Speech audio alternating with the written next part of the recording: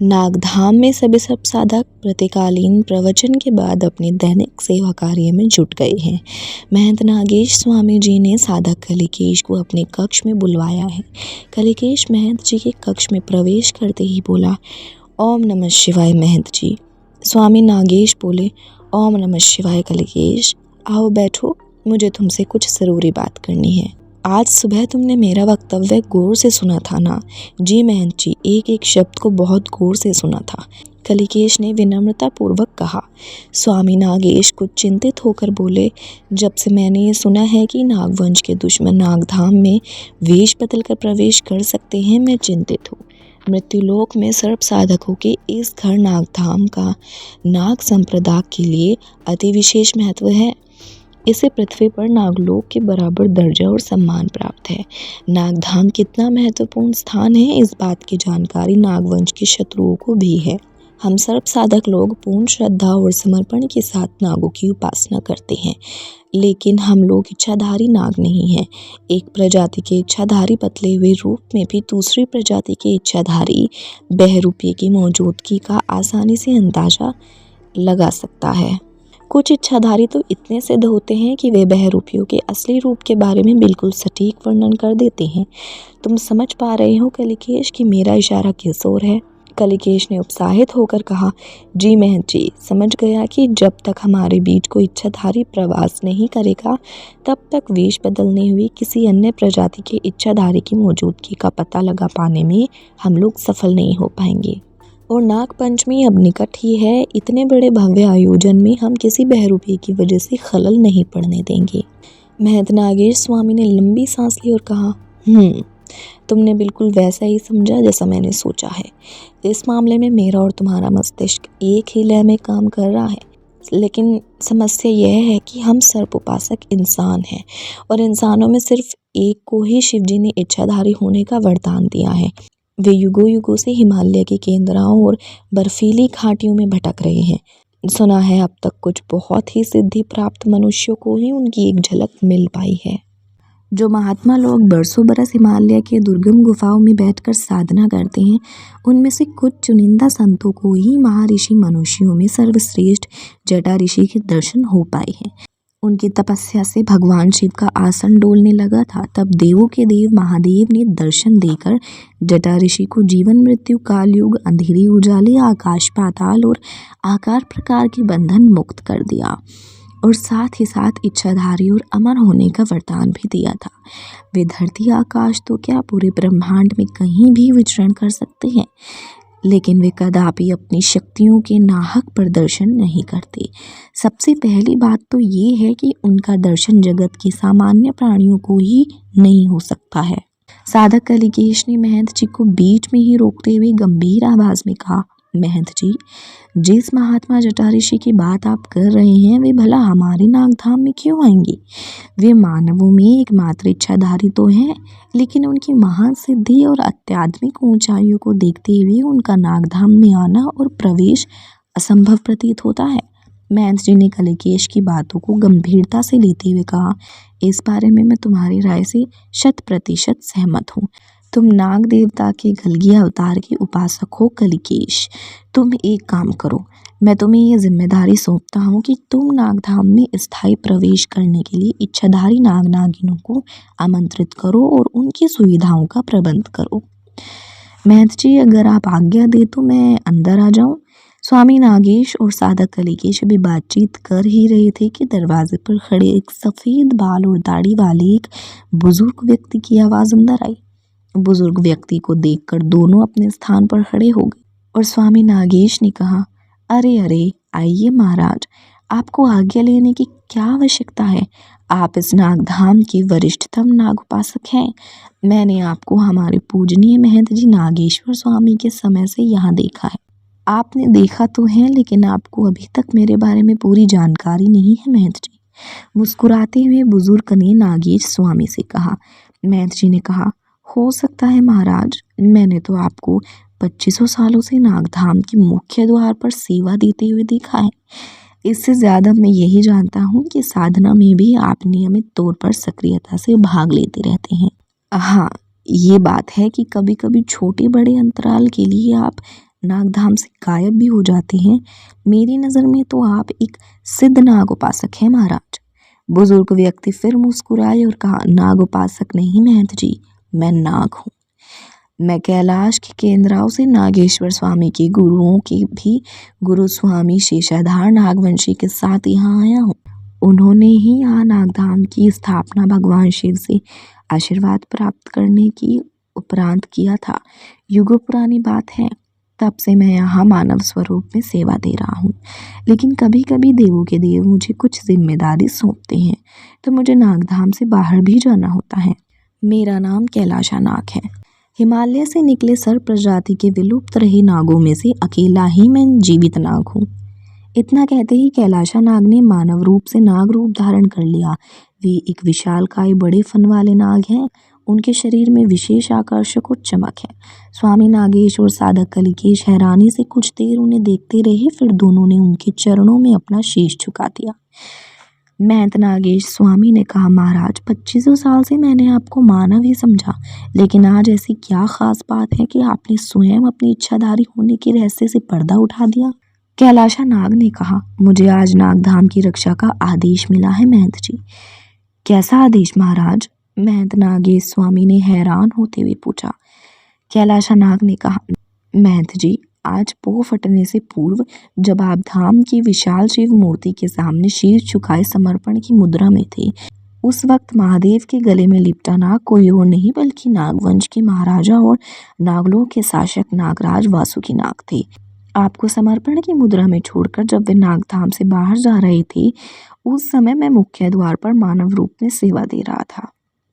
नागराज ने मुझे देखते ही पहचान लिया और मेरा नाम लेकर मुझे बुलाकर बोले, कैलाशा, तुम्हें इस नागधाम की रक्षा बहुरूपियों इच्छाधारियों से करनी होगी। नाग साधक मानव है और वे इच्छाधारियों के वास्तविक रूप की पहचान नहीं कर सकते हैं। तुम इच्छाधारी नाग हो और तुम्हारे लिए किसी बहरूपीय को पहचानना मुश्किल काम नहीं है। आज से तुम बहरूपियों के बारे में महंत जी को आगाह करते रहना। कैलाशा नाग ने आगे कहा, मैंने नागराज से कहा, महाराज, ऐसा करने से मुझे महंत जी को मेरे वास्तविक रूप का पता चल जाएगा। ये सुनकर नागराज वासुकी महाराज ने मुझसे कहा, कैलाशा, अब समय आ गया है। कई दशकों तक इस नागधाम की सेवा करने के बाद अब तुम अपने वास्तविक रूप के बारे में महंत जी को बता सकते हो। धरती पर नागधाम के प्रशासक महंत जी का वही स्थान होता है जो नागलोक में मेरा है। उन्हीं की आज्ञा से मैं आपके समक्ष उपस्थित हुआ हूँ महंत जी। कैलाशा नाग की बातों को सुनकर महंत नागेश स्वामी ने अपने दोनों हाथ जोड़कर आंखें बंद कर ली और शिवजी से बोले, हे महादेव, आप और आपकी लीलाएं मानव मस्तिष्क की समझ के परे हैं। आपका हाथ जिसके सर पर रहेगा, कोई भी दुष्ट शक्ति उसका कुछ बिगाड़ नहीं सकती है।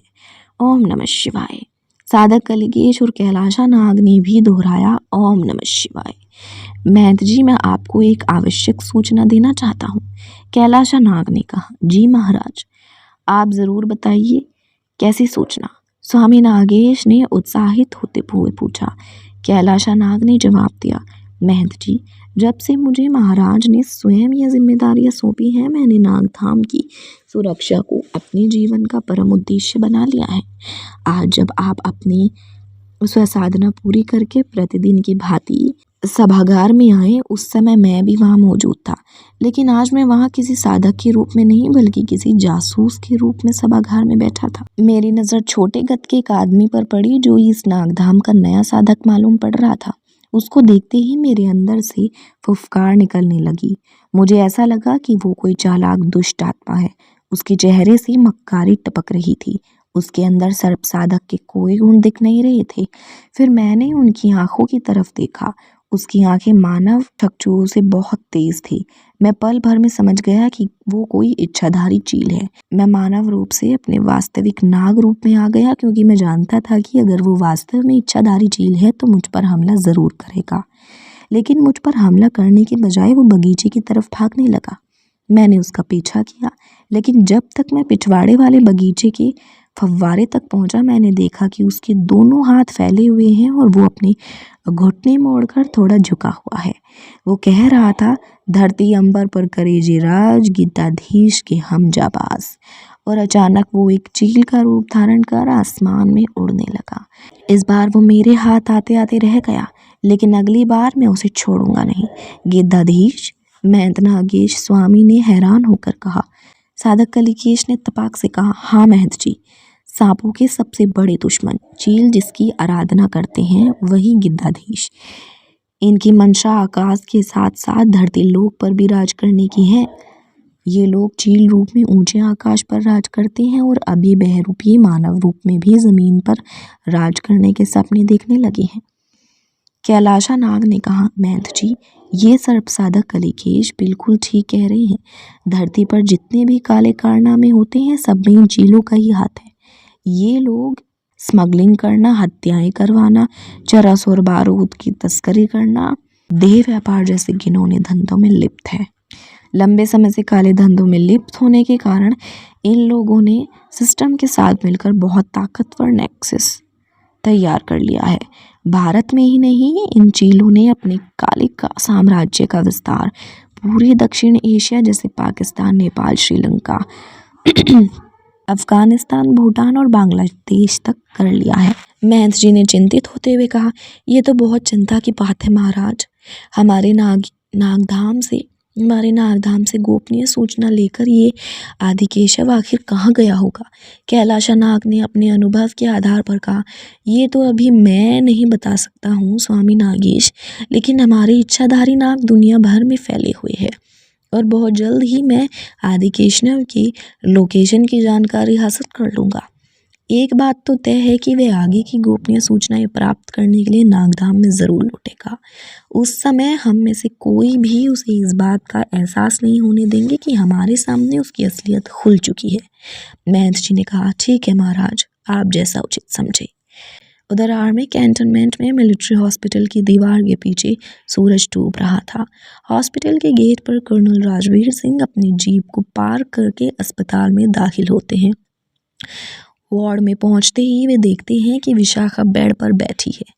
उसका चेहरा चमक रहा है। कल्याणी कर्नल साहब को देखते ही उठ खड़ी हुई और बोली, oh, it's good that you are reach before darkness.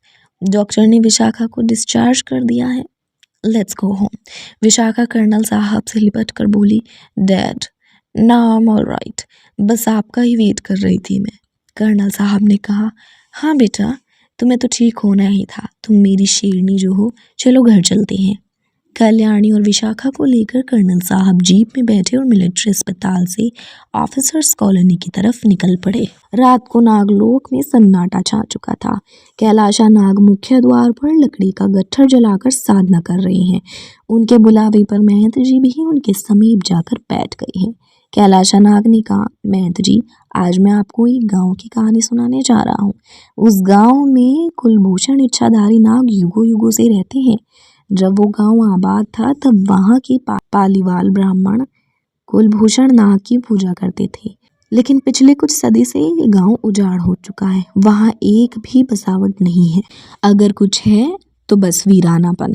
अब वहाँ सिर्फ एक कुलभूषण सर्प का मंदिर है और एक खेल खिलौना हवेली। कहते हैं कुलभूषण नाग का स्थान होने की वजह से ही इस गांव का नाम पड़ा था कुलधारा। राजस्थान के जैसलमेर के करीब 18 किलोमीटर की दूरी पर पाकिस्तान बॉर्डर के नज़दीक स्थित है ये शापित भूमि कुलधारा। यह एक भरा पूरा गांव हुआ करता था। सन 1291 के आसपास रईस और मेहनती पालीवाल ब्राह्मणों ने 600 घरों वाले इस गांव को बसाया था। ये भी माना जाता है कि कुलधारा के आसपास 84 गांव थे और इन सभी के पालीवाल ब्राह्मण ही रहा करते थे। ये ब्राह्मण न सिर्फ मेहनती बल्कि वैज्ञानिक तौर पर भी सशक्तिय थे, क्योंकि कुलधारा के अवशेषों से ये स्पष्ट होता है कि कुलधारा के मकानों को वैज्ञानिक आधार पर बनाया गया था। पालीवाल ब्राह्मणों का समुदाय सामान्यतः खेती और मवेशी पालन पर निर्भर रहता था। जिप्सम की परती बारिश के पानी को भूमि में अवशोषित होने से रोकती हुई इस पानी से पालीवाल ब्राह्मण अपने खेतों को सींचते थे।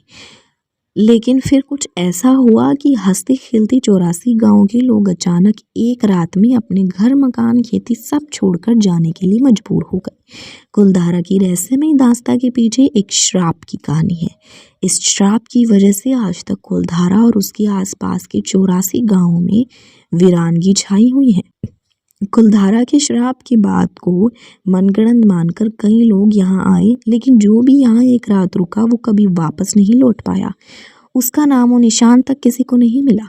कुलधारा से जुड़ी कहानियां भटकती आत्माओं के श्राप के बारे में बहुत कुछ कहती हैं और आज वहीं से कालभूषण नाग मुझे कुछ संकेत भेज रहे हैं।